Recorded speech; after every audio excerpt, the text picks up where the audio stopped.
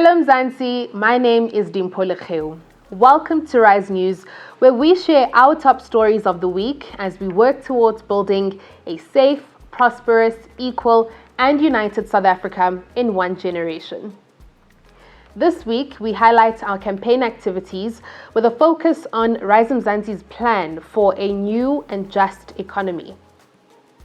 Rise Mzansi hosted the People's Rally this Sunday at the Reimsig Stadium in Roodepoort. Thousands of Rise Mzansi volunteers and supporters, joined by leaders and field organizers, gathered to witness the signing of the People's Contract, which is our commitment to accountability, transparency, and continued engagements with our communities.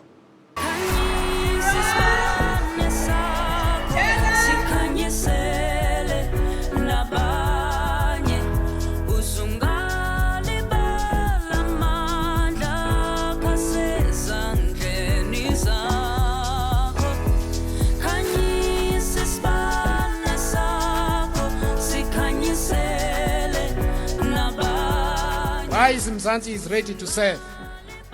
We are ready to serve you by governing the way the Constitution demands, but in the way that has been forgotten and disregarded by these old, tired leaders, the corrupt old leaders who are taking our country backwards and stealing the future of our children. Rise Mzansi has launched a plan for a new and just economy in South Africa. To present the plan, Rise Mzansi hosted a citizens' assembly at the Kliptown Youth Program in Soweto, where national leader Songezo Zibi emphasized that growing South Africa's economy will require new leaders who have the ideas and the political will to do so, adding that South Africa has a higher unemployment rate today than we did 15 years ago. We have higher unemployment now than we did in 2008. We have more people without housing than we did in 2008. We have more people without water than we did in 2008. So what did they do? They stole the money such that it is now very difficult to get these things done. But Rise Mzansi has a plan. Rise Mzansi has a plan. So let me talk about some elements of that plan and then I'm going to sit down.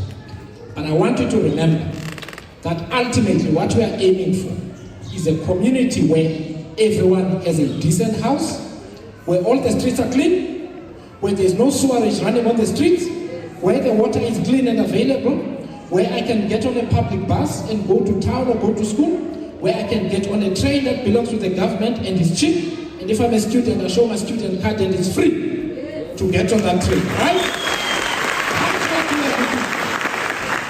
So, this plan is how we get there,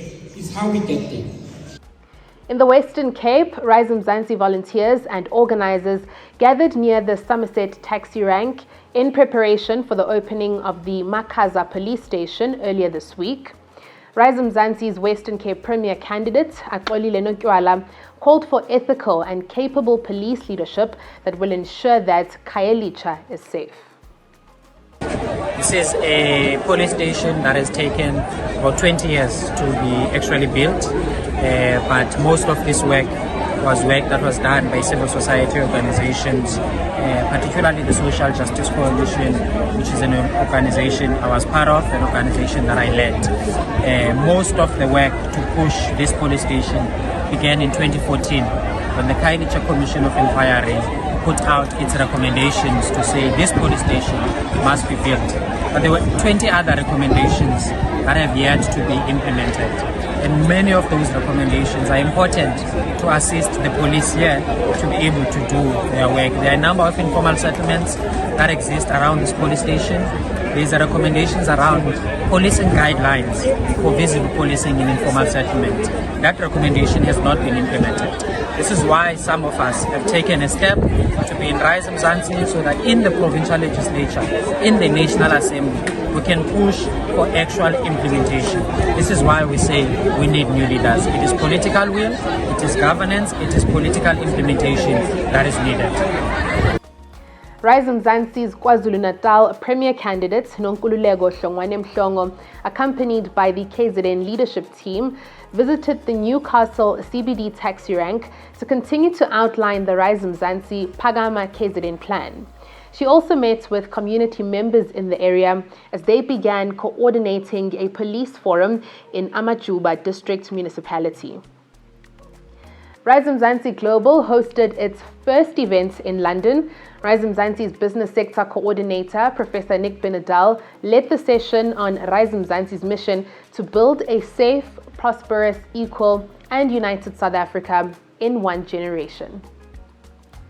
And finally, Rise Mzansi's National Leadership Collective member, Faiza Lok, launched the menstrual equity policy in Soweto this week as Rise Mzansi's commitment to ending period poverty and ensuring menstrual equity for all. Our digital campaigns manager, Khaopalelwe Palaetsile, hosted Lok live on Instagram to explain more about the policy. The reason why period poverty is not the center, the reason why we're not centering policies around women's health and dignity is because there's not enough gender diverse people in policy making processes.